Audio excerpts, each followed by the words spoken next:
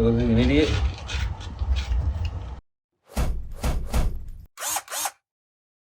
All right, we're here. We're gonna try to replace these basement windows today.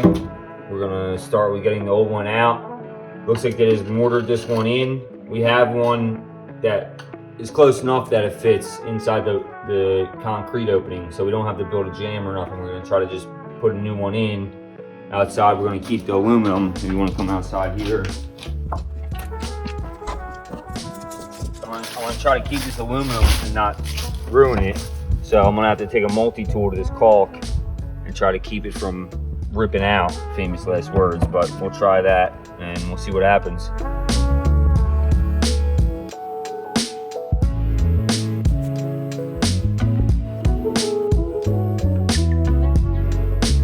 All right, we're here. We got the old window out.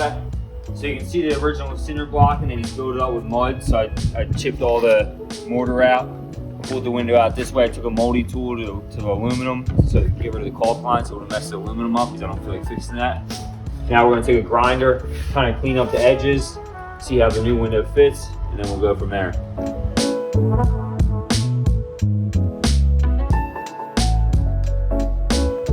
All right, we got our basement window here, approximately the rough size of the cinder block opening to try to make our life easier.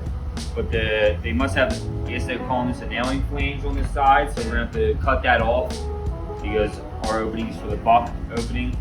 We'll cut that off, we'll put it in there, we'll dry fit it, see what we need to do, and then we'll tack on screws into the sides and then build our frame out for our trim later on. We'll get to that part, but we're gonna take this nailing flange off with a multi-tool now.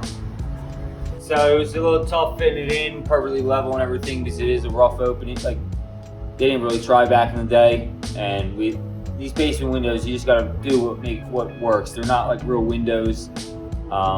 We ended up putting a sill down here so we can try to rest it on something, you know, because there's such a big gap down here. They just built it up with mortar. We don't have mortar on us, so we weren't doing that. We got it in somewhat level, pretty close enough. Like I said, they're not really real windows.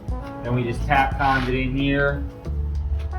Tap conned it in there. There's two slots on this side. We were only able to hit one spot because it's cinder block. There's a hollow spot there, so we were only able to hit one screw there.